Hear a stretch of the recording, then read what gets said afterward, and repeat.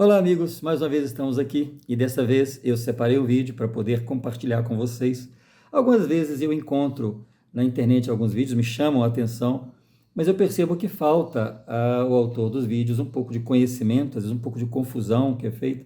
Então eu separo para poder debater, discutir, eu pesquiso, busco informações e dessa vez eu trouxe um vídeo interessante sobre dois tópicos bíblicos e que eu queria que nós assistíssemos juntos e eu vou comentar com vocês. Vamos pegar primeiro esse primeiro tópico e vamos ouvir o que esse autor fala. Começamos o mundo, estamos lá no Jardim do Éden. Eu sou Adão, você é Eva. Aí tivemos dois filhos, Caim e Abel. Caim vai e faz o quê?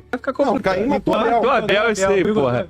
Caim matou Abel. Isso. Aí nós tivemos agora, a partir de agora, no universo tem três pessoas. Adão, Eva, Caim. Isso. De repente, Caim aparece numa outra terra e vai casar lá, tem uma galera lá. Da onde vem todo mundo? Da onde? Não sei.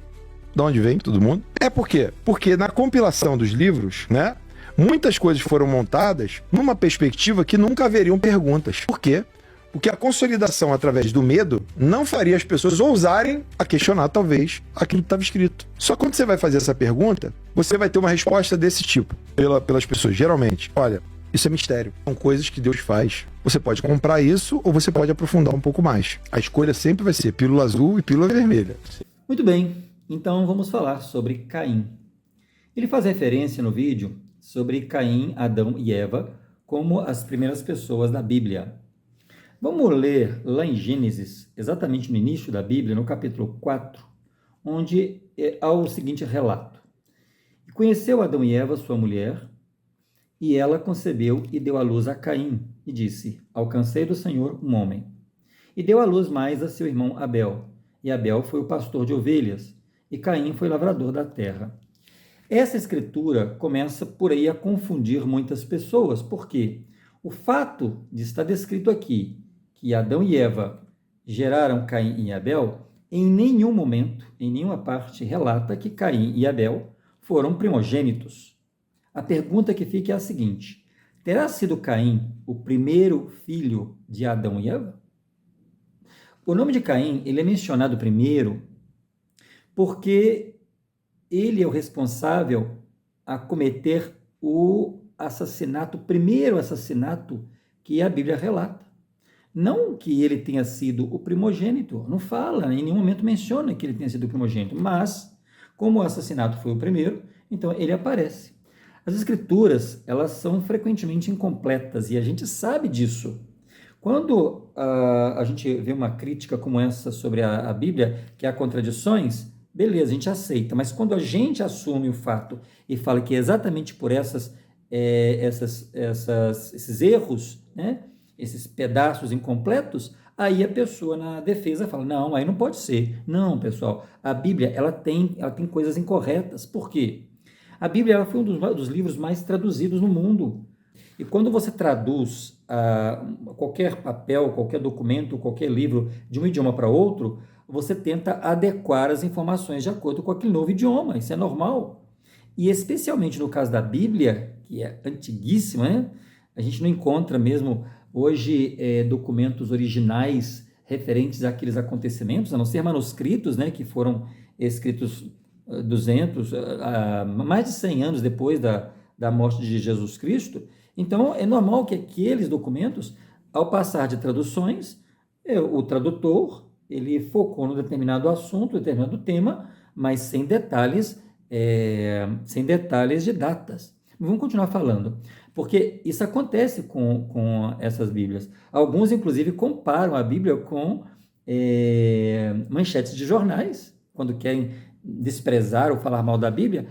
Inclusive, os ateus chamam a Bíblia de gibíblia. Então, fala que a Bíblia é um gibi. Então, a gente sabe que existem esses erros na Bíblia, por isso a gente tem que ter sabedoria para tentar razonar, buscar uma forma que possa ser aceita, pelo menos. O assassinato de Caim, ele virou manchete. Então, se ele não tivesse cometido esse assassinato, possivelmente ele não apareceria como o primeiro da Bíblia. Então, vamos pensar assim. Quem escreveu a Bíblia? Quem traduziu a Bíblia?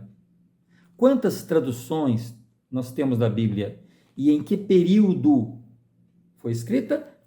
ou traduzida, mais que escrita traduzida, e com qual propósito? Porque, por exemplo, se eu pego um documento bíblico e eu vou traduzir, ou qualquer documento, qualquer livro, e vou traduzir, especialmente quando se fala de religiões e política, aquele que traduz, o historiador, ele tem a sua visão.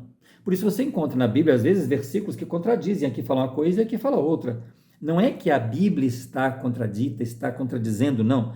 É o tradutor que, ao buscar uma palavra que mais se aproxima, então ele faz essas traduções, essas adequações. Então, quando se decidiu que a Bíblia seria aquela, houve ou não alguma ideologia, alguma tendência? Nós temos que pensar que quem estava envolvido nesse período em que a Bíblia foi determinada como a palavra de Deus, o livro santo, foi a Igreja Católica. E quem era o líder por trás disso? Nós temos, por exemplo, a época do famoso Constantino, que era o imperador de Roma, e ele tinha interesses. De um lado, ele tinha os interesses de Roma, mas, por outro lado, havia uma igreja que estava surgindo aí com um poder político. E no ano 397 depois de Cristo, e começam a falar que Pedro é o primeiro papa e aquela igreja fundada por Jesus Cristo, e a gente vê que, na verdade, muitas coisas foram criadas depois. A começar, por exemplo, pelo batismo de crianças, que até então a Bíblia não se relata nenhum batismo de criança. E eu posso dar aqui uma série de coisas que foram introduzidas pela Igreja Católica ao longo dos anos. Então, quando a Igreja Católica reúne esses livros, que autoridade ela tinha para poder determinar esse livro ou aquele, ou a sequência? A autoridade que foi dada pelo imperador na época, né? Então, a gente vai encontrar essas dissonâncias nessas traduções. Então, nós temos esse capítulo, onde fala sobre Caim e Abel, mas não relata em nenhum momento que eles eram primogênitos, né? Muito bem, e aí vamos pensar assim, em Gênesis 5, vamos ver os versículos de Gênesis 5, o que ele fala? Este é o livro das gerações, o capítulo 5 de Gênesis. O fato de retratar o assassinato lá de Caim foi lá no capítulo 4. Mas no capítulo 5 de Gênesis, é quando vai falar a geração de Adão. Diz assim: este é o livro das gerações de Adão, no dia em que Deus criou o homem, à semelhança de Deus o fez. Homem e mulher os criou, e os abençoou, e chamou o seu nome Adão, no dia em que foram criados. E Adão viveu 130 anos e gerou um filho à sua semelhança, conforme a sua imagem, e pôs-lhe o nome de Sete. Pera, mas não era Caim? Aqui ele fala que Adão gerou um filho e colocou o nome dele de Sete. E continua dizendo: e foram os dias de Adão, depois que gerou a Sete, 800 anos, e gerou filhos e filhas. Então, na origem do tempo, Adão e Eva teve não só Caim e Abel, ele teve filhos e filhas. E aqui na geração oficial de Adão, não faz referência a Caim, nem faz referência a Abel. Mas peraí, Caim matou Abel? Tá, mas e Caim estava vivo, não é isso? Tudo bem que ele foi expulso, mas ele estava vivo. Ele era da geração de Adão. E, no entanto, aqui na genealogia, ele faz referência a Sete e fala: e gerou filhos e filhas. Então, vamos pensar assim, tá, mas como que aconteceu então de que Caim casasse com uma mulher? De onde surgiu essa mulher? Outro ponto que muitas vezes a gente esquece.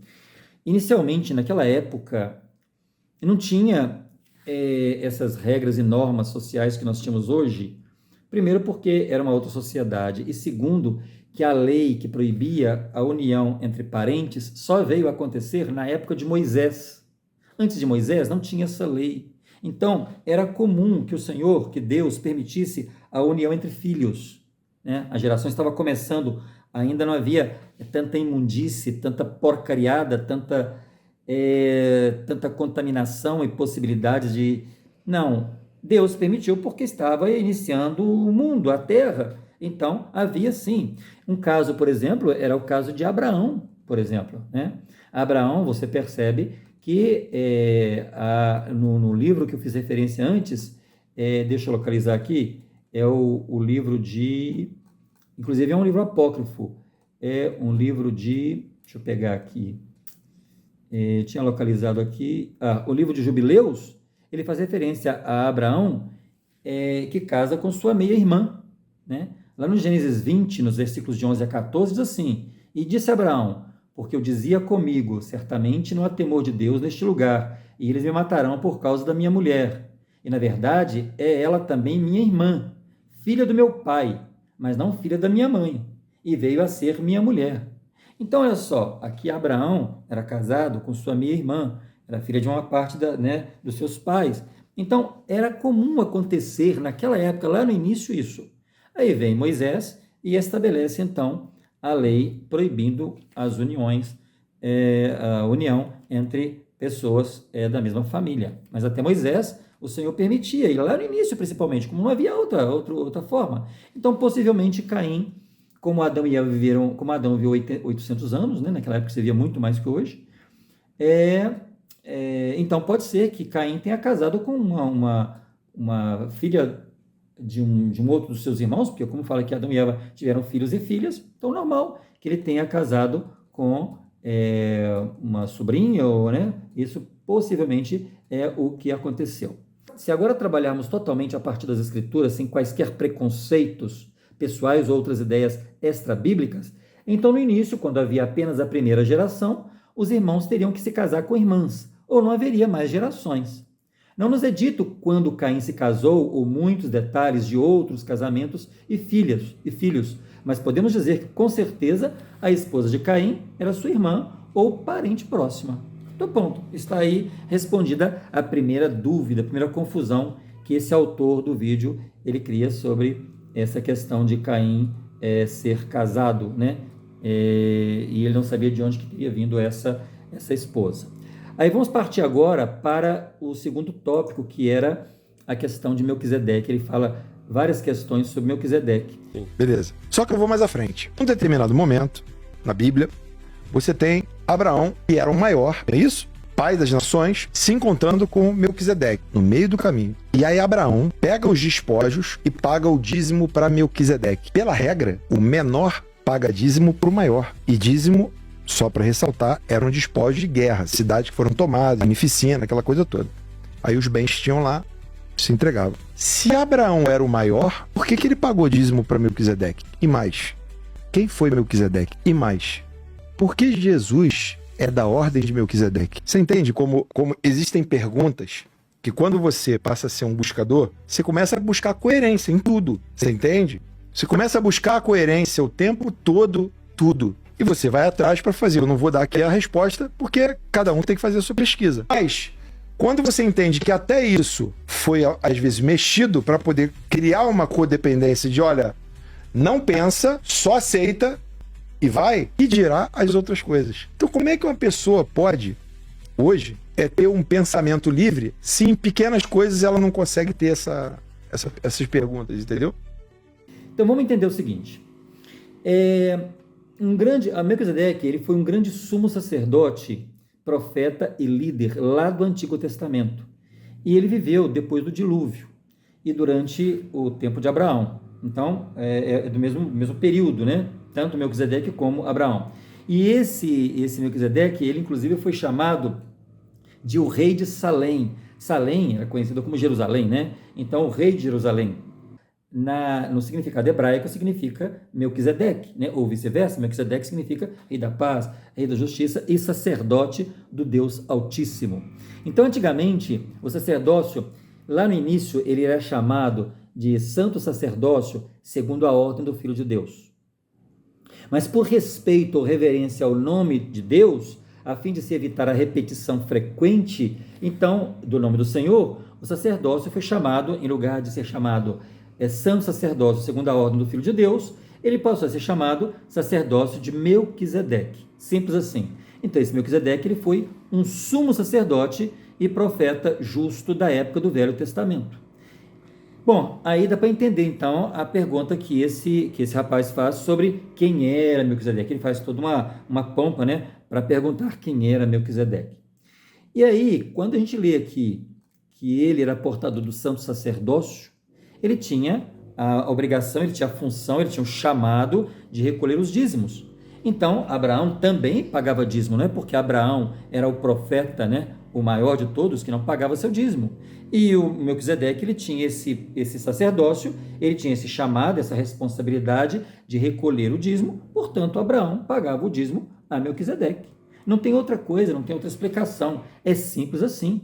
Este Melquisedeque, ele era um rei muito, considerado muito reto diante de Deus. E aí, na igreja, quando Cristo organiza a igreja dele, havia dois sacerdócios, né? Um chamado Arão, ou arônico, e o outro chamado de Melquisedeque. Ou seja, é mais chamado como sacerdócio menor ou sacerdócio maior, mas ambos eram as autoridades que os homens tinham para agir em nome de Deus na terra. Então está aí a resposta. Expliquei quem era Melquisedeque e falei por que Abraão pagava os dízimos a Melquisedeque. É simples assim, não tem outra explicação. Espero que você tenha gostado e, se gostou, compartilha para que outros possam ter este mesmo conhecimento. Até a próxima.